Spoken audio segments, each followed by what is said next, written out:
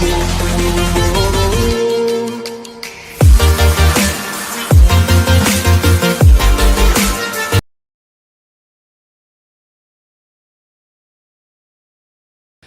Students to this part. इस part में हम लोग जैसे लास्ट पार्ट में हमने कूलम्ब्स लॉ, फिर उसका वेक्टर फॉर्म और उसका similarities with force of gravitation, dissimilarities, ये सब देखा। एक पॉइंट शायद मैं बोलना भूल गया था कि ये जो कूलम्ब्स लॉ है वो सिर्फ पॉइंट सोर्स पे काम करता है। इट इज इफेक्टिव ओनली जब वो सोर्स पॉइंट सोर्स हो। अभी पॉइंट सोर्स का मतलब क्या है? पॉइंट सोर्स का मतलब ये नहीं कि एक छोटा सा पॉइंट है, सिर्फ उसी के ऊपर काम आएगा। ऐसा हो सकता है कि मान लो मेरे हाथ में एक स्क्वायर बॉक्स है और मान लो मुझसे 2 किलोमीटर दूर किसी और इंसान के पास और एक स्क्वायर बॉक्स है। तो ये स्क्वायर बॉक्स तो पॉइंट सोर्स नहीं है, ये बड़ा है। लेकिन अगर ये डिस्टेंस के साथ हम लोग कंपेयर करेंगे तो यहाँ से अगर 2 किलोमीटर स्ट्रेट लाइन पे अगर मुझे दिखाई दे तो मुझे वो ऑब्जेक्ट जो है, वो इंसान जो है, जो पकड़ के बैठा है, वही ठीक से दिखाई नहीं देगा। अगर दिखाई देगा भी तो पॉइंट सोर्स दिखाई देगा। तो डिस्टेंस अगर बड़ा हो जाए तो अगर वो चीज बड़ा भी हो तो भी उसको हम लोग पकड़ते हैं पॉइंट सोर्स। पॉइंट सोर्स ऐसा दिमाग में रखो कि डिस्टेंस के हिसाब से कंपेयरिंग विद द डिस्टेंस वो ऑब्जेक्ट बहुत ही छोटा होता है। इसको हम लोग बोलते हैं पॉइंट सोर्स। जैसे कि मान लो यहां से लेके एक ट्रेन तो पॉइंट सोर्स नहीं है, इतना लंबा है। लेकिन मान लो यहां से लेके कोलकाता ट्रेन जा रहा है तो मैं यहां से लेके कोलकाता तक का अगर डिस्टेंस देखूंगा उसके हिसाब से ये जो ट्रेन है ये पॉइंट सोर्स है। तो ये सिर्फ एक बेसिक चीज है, ये जानना पड़ेगा तुम लोगों की ये सिर्फ पॉइंट सोर्स पे काम करता है। ऐसा अगर हो गया कि 2 फुटबॉल है, 2 फुटबॉल को सामने सामने लाके रख दो, वहां पे ये कूलम्ब्स लॉ काम नहीं करेगा। इसके बारे में जब मैं लिमिटेशंस ऑफ कूलम्ब्स लॉ है उसमें और डिस्कस करूंगा। अभी हम लोग डिस्कस करते हैं जो लास्ट में हमने कूलम्ब्स लॉ वगैरह पढ़े थे उसके कुछ न्यूमेरिकल्स। अभी तुम्हारे पास एनसीईआरटी बुक होगा, पहले बोर्ड लेवल का कुछ क्वेश्चंस कर लेते हैं। एनसीईआरटी क्वेश्चन में देखना है एग्जांपल 1.4, उसमें 2 पार्ट दिया हुआ है कि इस क्वेश्चन से ये पता करने का कोशिश करें कि जो फोर्स ऑफ इलेक्ट्रोस्टैटिक फोर्स है और फोर्स ऑफ ग्रेविटेशन है एफ ऑफ ई और एफ जी, इन दोनों में कितना डिफरेंस है। तो उसमें एक बार प्रोटॉन लेके एक बार इलेक्ट्रॉन लेके ये करना। मैं इन सिंपल इलेक्ट्रॉन का समझा देता हूं तो उसके बाद प्रोटॉन और इलेक्ट्रॉन को तुम खुद से कर लोगे। तो पहले मैं क्वेश्चन लिख लेता हूं। क्वेश्चंस कुछ ऐसा है, find the ratio of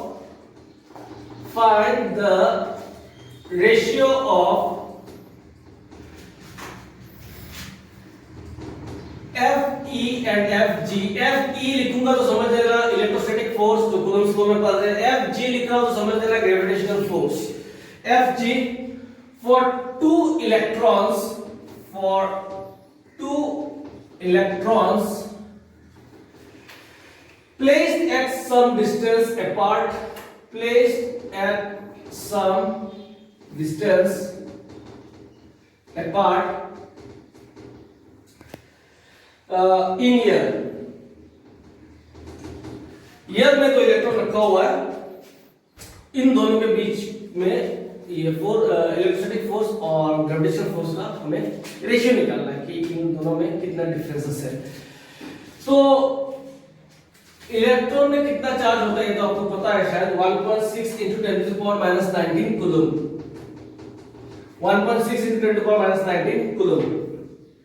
mass of electron कितना होता है ये सब दिया हुआ रहेगा, ये सब मेमोराइज करने की जरूरत नहीं है। अच्छा ये तो तुम्हें पता ही होगा, क्लास 9 से पढ़ रहे हो। मास ऑफ इलेक्ट्रॉन कितना होता है? 9.1 into 10 to the power minus 31 kg। और ईयर में हमारा k का वैल्यू क्या होता है? परमिटिविटी का जो मैंने लिखा था 9 into 10 to the power 9 newton metre square per coulomb square. तो ये सब डिटेल्स हमें दिया हुआ है।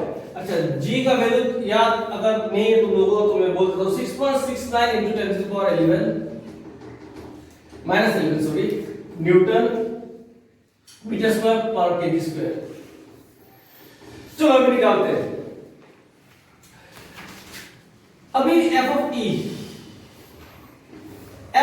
e का फॉर्मूला क्या है? k q1 q2 by r square.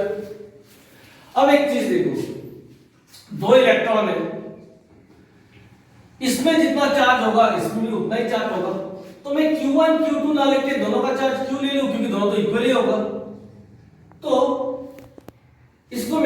Q2 ना लिखे Q into Q by R square लिख देता हूं, तो ये क्या हो जाएगा K into Q क्या हो जाएगा Q square by R square। ये समझ में आ रहा है ना, मैं Q square ले रहा हूं, मैं इसलिए Q square ले रहा हूं क्योंकि दोनों का जो चार्ज का जो वैल्यू है वो दोनों सेम होगा, तो इसलिए Q into Q ले लिया। Similarly force of gravitation G m1 m2 by r square, तो m1 m2 by r square, तो अभी इलेक्ट्रॉन का इसका जो मास है और इसका मास, दोनों का मास सेम होगा, तो मैं m ले लेता हूं, तो ये क्या होगा G m into m by r square, तो ये हो जाएगा G m square by r square। इतना तो समझ में आ गया होगा कि Q मैंने इधर Q square लिया, Q मैंने इधर m square लिया, क्योंकि दोनों का चार्ज इक्वल है, तो Q1 Q2 ना लेके Q और Q ले लिया, तो Q into Q हो गया Q square, दोनों का मास सेम है, तो m1 m2 ना लेके m और m ले लिया, m into m square।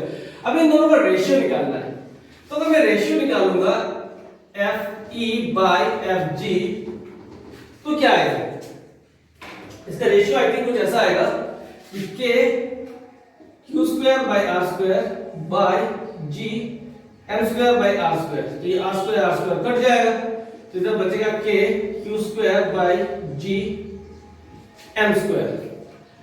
अभी यहाँ पे हम लोग वैल्यूज पुट करते हैं। K का वैल्यू कितना है 9 into 10 to the power 9, और Q का वैल्यू क्या है 1.6 into 10 to the power minus 19 whole square।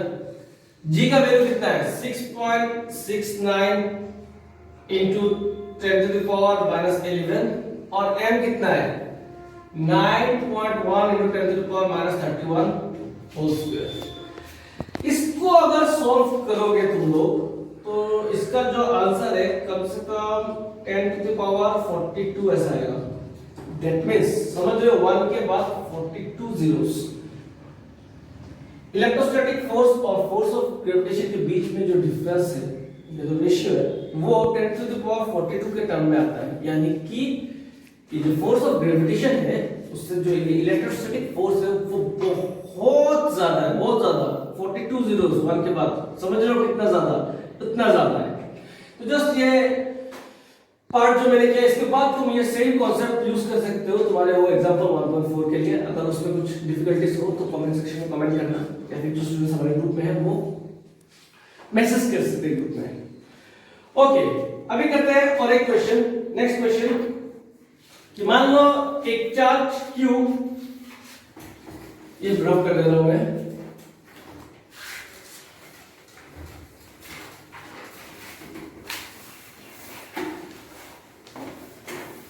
अब मान लो एक Q चार्ज को, तो मैं क्वेश्चन में देता हूं फिर एक्सप्लेन कर रहा हूं क्वेश्चन को। एक charge Q is divided into two parts such that is divided into two parts such that is divided into two parts such that when the two parts are kept, when the two parts are kept at some separation,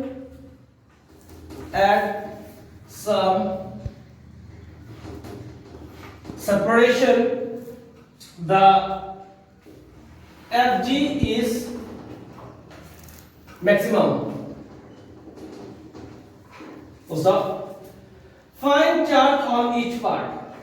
Find charge on each part. एक question समझो, एक charge Q है, इसको दो part में divide किया गया है, सच दैट दोनों पार्ट जब कुछ सेपरेशन में रखा जाए तो Fg इज मैक्सिमम। अब एक चीज समझो, ये Fg इज मैक्सिमम, ये जो वर्ड आ गया है, ये करने के लिए तुम्हें डिफरेंशिएशन में जो ये मैक्सिमम मिनिमा निकालने का जो प्रोसेस है वो आना चाहिए। अगर डिफरेंशिएशन पार्ट में तुम्हारा कोई प्रॉब्लम है तो मेरे YouTube चैनल में डिफरेंशिएशन का एक वीडियो बनाया, वो देखने से ये मैक्सिमम मिनिमम पार्ट जो है तुम्हारा क्लियर हो जाएगा। तो हमें बोला है कि मान लो दो चार्ज है, ये और ये, ऐसा नहीं बोला है कि इक्वली डिवाइड किया गया, ये कैसे भी डिवाइड कर सकते हैं। तो मान लो ये वाला पार्ट का चार्ज x है और जो दूसरा वाला पार्ट होगा उसमें होगा q माइनस x, क्योंकि टोटल चार्ज है q। तो अगर इसमें x है तो इसमें कितना होगा q माइनस x। ये तो शायद तुम लोगों को भी क्लियर है। अब ये जो डिस्टेंस है इसको मान लो r, जो सेपरेशन है वो मान लो r। तो हमें बोला गया कि दो चार्ज है, दोनों चार्ज को इक्वली डिवाइड कर रहे हैं, ये है x और ये है q माइनस x, क्योंकि टोटल चार्ज तो q है तो q माइनस x।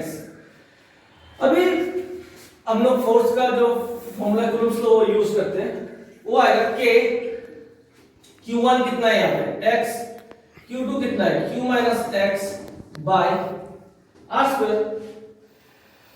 तो इसको अगर मैं डिवाइड किया तो कुछ ऐसा आएगा k x cube minus k x square bye r square. अभी देखो f मैक्सिमम कब आएगा। अब f जो है ये किस पे डिपेंड कर रहा है, k तो कांस्टेंट है, ये तो चेंज नहीं होगा। q जो है एक फिक्स चार्ज दिया हुआ है, q तो चेंज नहीं होगा। r जो है इन दोनों का डिस्टेंस, ये भी चेंज नहीं होगा। यानी कि f डिपेंड कर रहा है सिर्फ x पे, x के वैल्यू पे f डिपेंड कर रहा है। मैं फिर से बोल रहा हूँ, कहने का मतलब ये है कि ये आने के बाद यहाँ पे देखो कि f किस पे डिपेंड कर रहा है। k तो कांस्टेंट है, तुम्हें पता है परमिटिविटी कांस्टेंट होता है। q जो है एक फिक्स चार्ज दिया हुआ है हमें, इसी को दो में डिवाइड किया गया, वो भी कांस्टेंट है, चेंज नहीं होगा। r जो है इन दोनों का डिस्टेंस जो है भी चेंज नहीं होगा। That means it is depending only on x। और डिफरेंशिएशन में हमने पढ़ा है कि अगर एक चीज दूसरे पर डिपेंड है तो वो मैक्सिमम कब होगा, जब df by dx is equals to क्या होगा 0। जैसे कि मान लो y एक वैल्यू है, ये x पर डिपेंड कर रहा है, तो y कब मैक्सिमम होगा ये निकालने के लिए हम लोग निकाल सकते हैं dy by dx is equals to 0। Similarly यहाँ पे f is dependent on x, f maximum कब होगा ये निकालने के लिए हमें df by dx equals to 0 ये निकालना पड़ेगा। तो ओके,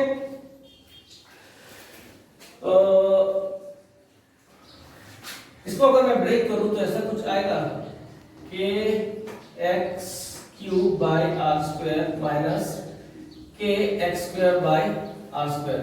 तो अभी अगर df by dx में निकालूं differentiating f with respect to x, ये कुछ ऐसा आएगा। ये तो पूरा टर्म कांस्टेंट है, x का डिफरेंशिएशन 1 हो जाएगा, तो k cube by r square. और इधर आएगा x स्क्वायर का डिफरेंशिएशन कितना होता है 2x, तो ये कुछ हो जाएगा 2kx बाय आर स्क्वायर। ये तो होगा, इसका डिफरेंशिएशन निकाला, x का डिफरेंशिएशन 1 बाकी कांस्टेंट है, तो k cube by r square. इसका डिफरेंशिएशन निकाला तो x स्क्वायर का डिफरेंशिएशन होता है 2x, तो 2kx बाय आर स्क्वायर। अभी df by dx को कितना पुट करना है 0, तो इस टर्म को अगर मैंने 0 पुट कर दिया k cube by r square minus 2kx by r square is equal to 0 put करते हैं, क्योंकि हमें मैक्सिमम वैल्यू निकालना है।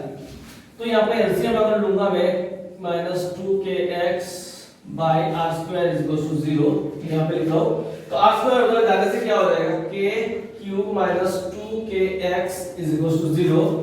यहाँ पे अगर मैंने k कॉमन ले लिया तो आएगा q minus 2x is equal to 0, k उधर चला जाएगा तो q minus 2x equals to 0, तो इधर से मिल गया हमें 2x इक्वल्स टू q, तो x इक्वल्स टू कितना आ गया q बाय 2।